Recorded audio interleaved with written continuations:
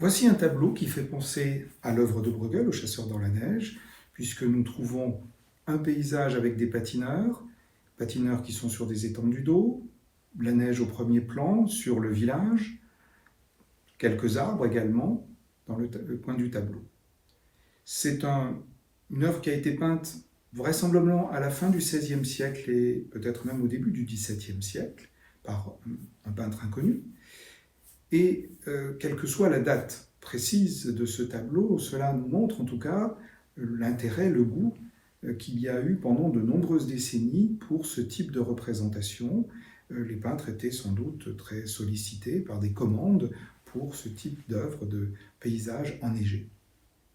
Il y a cependant, vous pouvez le constater immédiatement, d'assez grandes différences avec les chasseurs dans la neige, puisque nous n'y retrouvons pas ce vaste panorama qui s'étend jusqu'à l'horizon à travers des champs, des villages, des clochers, des chemins, des étangs multiples.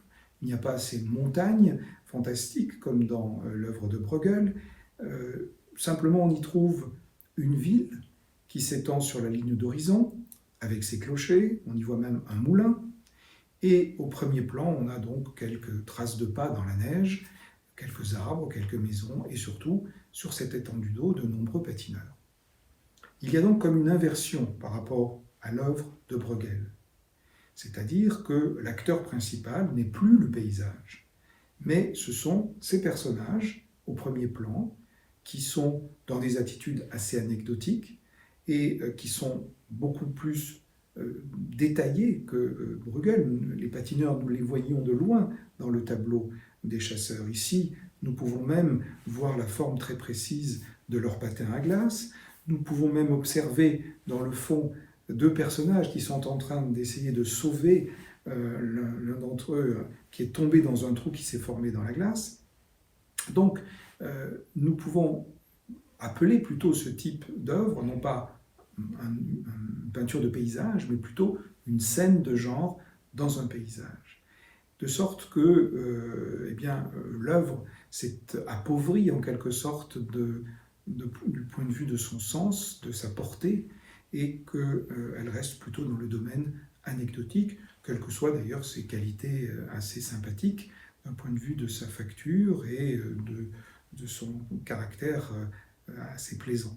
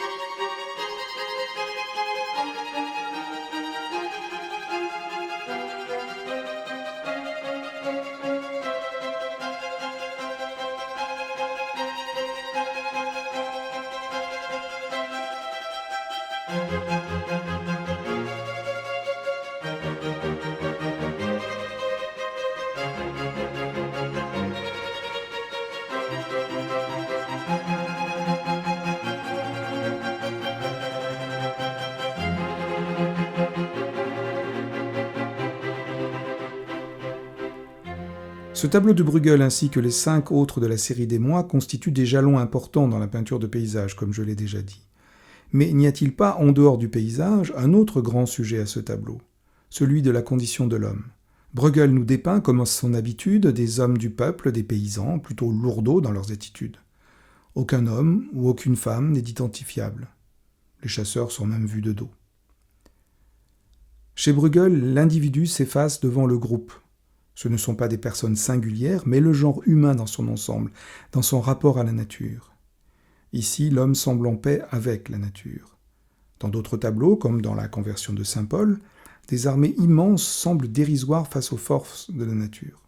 Elles forment comme d'immenses vagues qui se fracassent contre les montagnes, qui sont englouties par le paysage et par la nature.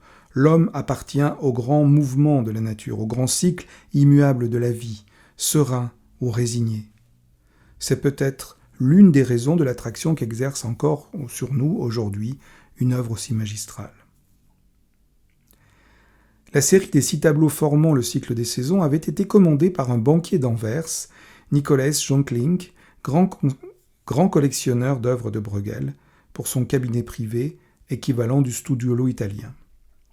Selon un auteur, Craig Harbison, je cite, « Cette combinaison de sentiments et de vues devait parfaitement convenir à un homme qui regardait les paysans du haut de sa propriété, percevant leur rôle mécanique dans les cycles de la nature, mais aussi la vitalité et la diversité de l'ordre naturel primitif. » D'autres auteurs ont fait remarquer que la participation de Bruegel aux noces paysannes n'était peut-être pas dénuée d'une certaine ironie. Bruegel n'appartenait pas du tout à ce monde, et se faisait inviter à ces noces. Il s'agissait peut-être pour lui de s'amuser au détriment de ces paysans peu raffinés, souvent représentés ivres, ce qui irait dans le sens de Craig Harbison. Mais il ne me semble pas que Bruegel, dans Les Chasseurs, porte de jugement sur le monde paysan. Bruegel se fait observateur du monde tel qu'il est, un observateur certainement disabusé.